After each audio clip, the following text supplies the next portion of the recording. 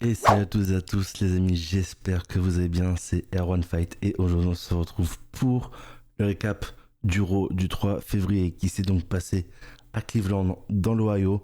On lance tout de suite l'introduction.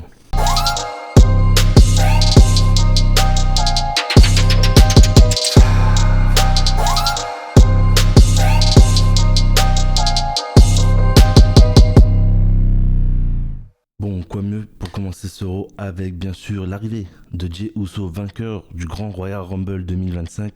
Choqué bien évidemment qu'il ait gagné, mais bon ça vous l'avez déjà vu dans ma vidéo résultat. Voilà, il fait un petit speech où il met longtemps à parler quand même. Voilà, il parle avec émotion. Il lâche des petites larmes. Voilà, on va pas se mytho, on a vu. J'aime beaucoup l'émotion que a transmis Jey Uso. Je pense qu'ils vont bien amener la rivalité avec Gunther, voilà, parce que Gunther, oui, est arrivé juste après pour dire qu'en clair, son in-ring était mauvais et qu'il méritait pas donc un main event de WrestleMania. J'ai beaucoup aimé qu'ils parlent du mauvais in-ring, voilà, du coup de Jey Uso. J'aime beaucoup qu'ils en parlent, voilà, qu'ils vont, je pense, construire la rivalité sur ça. Et c'est ce que j'aime, voilà, c'est ce que j'aime vraiment. Donc, à voir pour la suite. Voilà, bon, il a quand même dit que Jay allait aller voir Cody pour faire vraiment son choix. Mais bon, on sait très bien que voilà, son choix va se porter normalement. Je préfère dire normalement maintenant parce qu'on sait jamais sur Gunther. Voilà. Donc, on passe tout de suite au premier match Penta contre Ludwig Kaiser. Voilà, très bon match. Voilà, des deux lutteurs, voilà, des deux catcheurs sur le ring. Mais bien sûr, victoire logique de Penta qui fait son finish pour la victoire. À la fin, Pete Dunne arrive sur le ring. Ludwig Kaiser attaque Penta en arrière. Est-ce qu'on n'aurait pas un petit triple menace peut-être pour le Chamber ou peut-être qui va amener à Mania, je ne sais pas. J'aime beaucoup qu'ils aient amené Ludwig Kaiser, Penta et Pete Dunne aussi, ça peut être pas mal parce que les trois sont très très forts dans la ligne. Donc à voir où ça va amener ces petites rivalités. Est-ce que ça va amener au titre intercontinental comme je l'ai dit dans mes précédentes vidéos? À voir, ça pourrait être très très très très intéressant.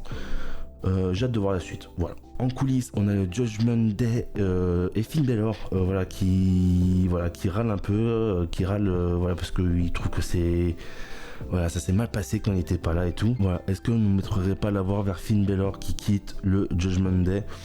À voir, ça pourrait être intéressant.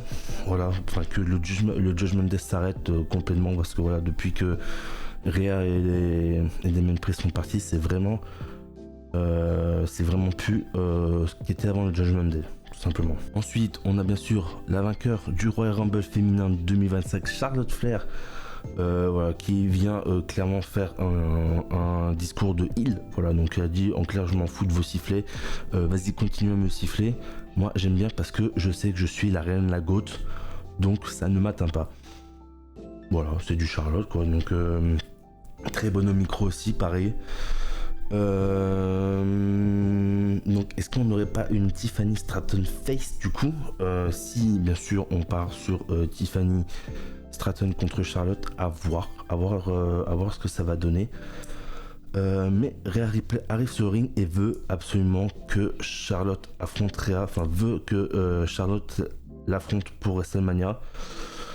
Et a fait comprendre que voilà, faut pas qu'elle se presse parce que dans tout cas demain elle sera à NXT pour parler à la championne Julia, je sais pas comment on dit, je me rappelle plus, et qu'elle ira à SmackDown pour voir Tiffy. Donc clairement, voilà, elle peut dire autant de fois qu'elle veut l'affronter. C'est pas ça qui va changer sa décision.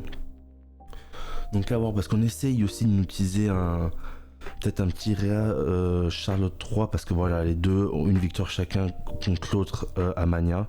Donc voilà, pourquoi pas faire la belle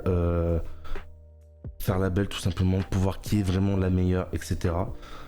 Donc j'aime bien, ils essayent un peu de nous faire douter sur le choix que va prendre Charlotte, même si je pense que voilà, ça changera pas ma décision. Je pense bien sûr qu'elle ira vers Tiffany Stratton, hein, ça me semble logique. Mais bon, après, maintenant, j'ai envie de dire, avec la WWE, on sait plus maintenant. C'est une dinguerie. On se retrouve encore en coulisses avec Sami Zayn qui félicite Jey Uso. Voilà, de base, Jey Uso voilà, s'excuse de voilà, c'était pas volontaire le kick au visage pour l'éliminer. Sami Zayn dit non, mais t'es bien, je te félicite, c'est ton moment. Voilà, va tout droit à WrestleMania. Donc voilà, ça se finit plutôt bien pour Jey et Sami. Et après, il y a Karrion Kross qui vient vers Sami et qui commence à parler ensemble. Je sais pas trop où ils veulent aller avec Karrion Kross. Voilà, je sais pas. Un coup, il est contre Sami Zayn. Un coup, Wyatt Six. Bon, non, ouais, où les... Pardon, les Wyatt Six sont partis à SmackDown. Bon, on sait pas trop à qui ils veulent s'en prendre. On sait pas trop quel est leur but. Donc voilà, à voir avec eux. Pour l'instant, je sais pas trop où ça va mener. Donc voilà, on verra la suite. Ensuite, il y a le New Day qui fait son entrée. Et j'aime beaucoup le theme song des New Day. Voilà, j'ai kiffé, même leur entrée, même leurs vêtements, il me semble, leurs vêtements de ring. Il me semble qu'ils ont changé. J'aime beaucoup comment le thème et tout. Donc à voir par la suite, mais leurs theme songs me font kiffer. Voilà. Tout simplement. Et on attaque bien sûr directement le match entre Dragon Lee et Rey Mysterio contre bien sûr le New Day. En coulisses, il y a Rhea et Io Sky qui se disent qu'ils vont peut-être bientôt se voir à Mania. Ensuite, Liv Morgan attaque Io Sky. Rhea Ripley vient du coup pour défendre Io Sky, mais Raquel Rodriguez attaque Rhea Ripley. Ça s'arrête comme ça, voilà, les deux partent. Ça s'arrête comme ça. Ensuite, on annonce bien sûr que Rey Mysterio affrontera Logan Paul la semaine prochaine pour un match de qualification pour le Chamber. J'avoue, voilà, quand j'ai vu ce match était annoncé, j'avoue que si je vois une petite victoire de Rey, ça me dérangerait pas, voilà. Pour refaire un peu les anciennes stars d'avant, donc Rey Mysterio, Cena, Punk, pourquoi pas Rollins aussi qui pourrait y être. On en parlera plus tard, tout à l'heure dans la vidéo. Donc ça pourrait être pas mal, voilà, ça pourrait vraiment être pas mal. À voir, mais si un petit Rey Mysterio gagne, pourquoi pas, voilà, il me fait kiffer en ce moment, voilà, Rey Mysterio. Il fait des bons petits trucs, je trouve, donc pourquoi pas peut-être lui donner ce petit Chamber. Même si je pense pas, à moins que, je vais venir après sur ma théorie que j'ai, mais à moins que, voilà, on en reparlera après. Revenons au match du coup, Rey Mysterio Dragon Lee contre le New Day. Donc le match commence, voilà, petite prise, etc.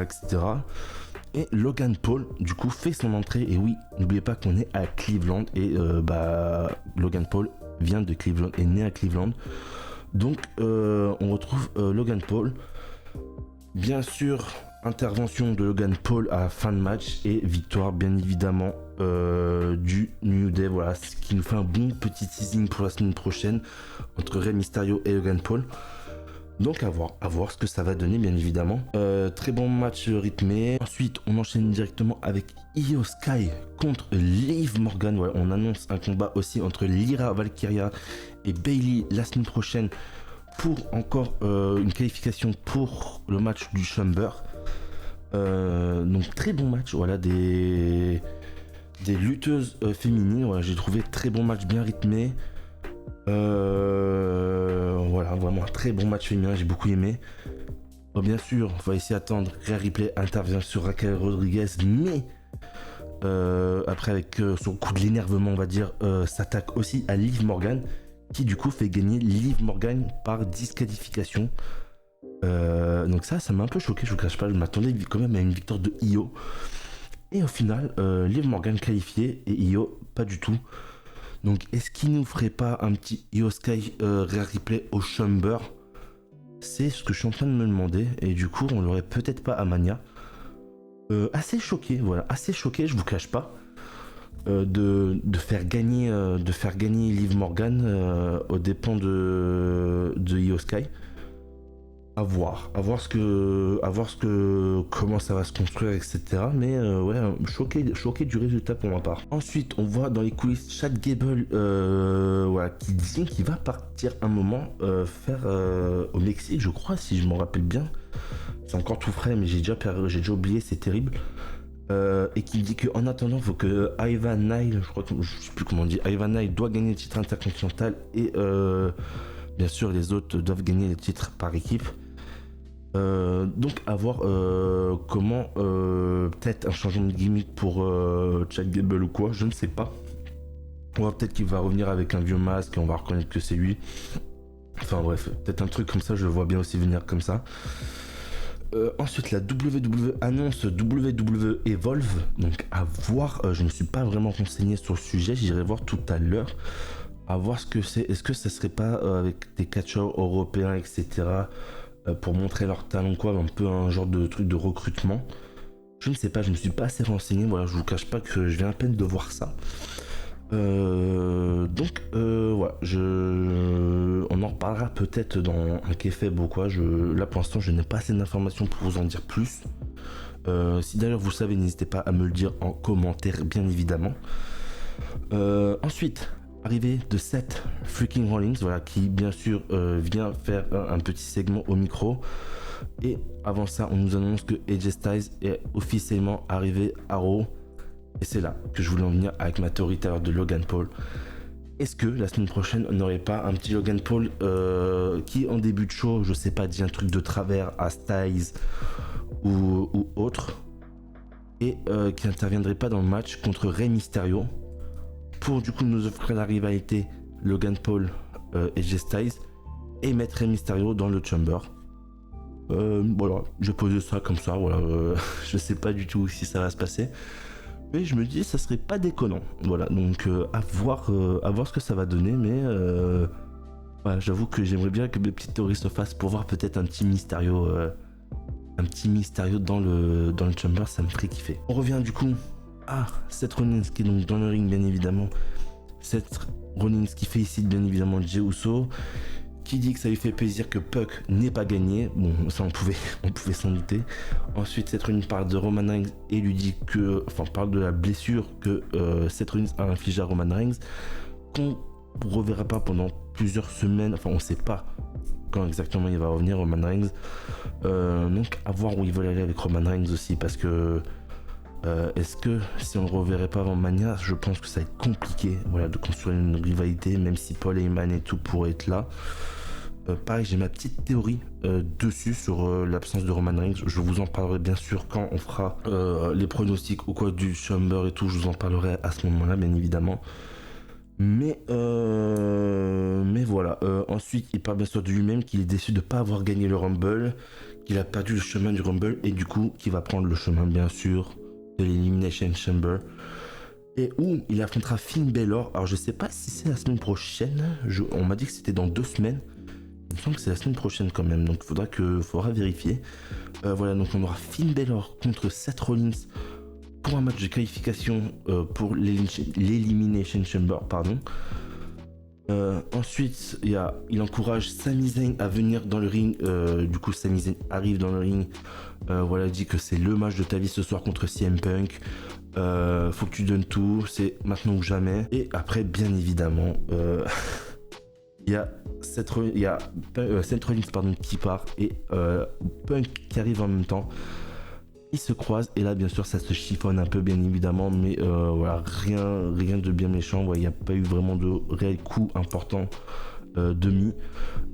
Et donc on est donc au main event bien sûr de cette soirée. CM Punk affronte Sami Zayn pour savoir qui sera qualifié dans l'Elimination Chamber avec John Cena, qui va rejoindre donc John Cena pour peut-être avoir son ticket pour WrestleMania. Donc un match très bien, un excellent match. Je crois que c'est peut-être le meilleur main event jusqu'à là sur l'ère Netflix qu'on ait eu, si je me rappelle bien de tête. Les publics est over pour les deux lutteurs. Voilà, ça fait let's go Sami, let's go Punk. Enfin voilà, c'est vraiment, il y avait vraiment de la voix aussi, je trouve, à Cleveland. GTS de Punk pour la victoire. Punk qualifié pour rejoindre donc Cena dans le Chamber. Poignée de main bien sûr entre CM Punk et Sami Zayn. Et là, Owens attaque Punk. Attaque Sami, excusez-moi. Je pensais pas que ça allait arriver aussi vite, pour être honnête. Voilà, je pensais qu'ils allaient nous laisser peut-être quoi, 1 ou 2 semaines. Ils allaient nous faire encore des sous-entendus. Et non, Punk, il faut que j'arrête avec Punk. Owens est arrivé, a attaqué Sami Zayn direct. Et donc on peut dire qu'on a notre match pour WrestleMania. Voilà, Sami Zayn affrontera Kevin Owens, je pense. Bah très bien, moi je signe pour ce combat bien évidemment. Voilà, donc ce récap d'Euro est terminé. Je voulais revenir sur la globalité de ce Raw qui est vraiment un très très bon show, qui était vraiment un très très bon Raw, voilà, bien rythmé. Je me suis pas ennuyé durant ce Raw, je vous cache pas. Voilà, le seul truc voilà, qui était vraiment horrible, mais vraiment horrible, c'est vraiment les bugs qu'il y a eu. En tout cas à la diffusion directe, je sais pas si au replay ça le fera ou pas, j'ai pas regardé, voilà, ça a fini il y a même pas 30 minutes le show. Donc voilà, je sais pas si ça a fait les bugs, mais en tout cas en direct c'était vraiment un enfer, surtout au main event où il y avait carrément plus de son et quasiment plus d'image.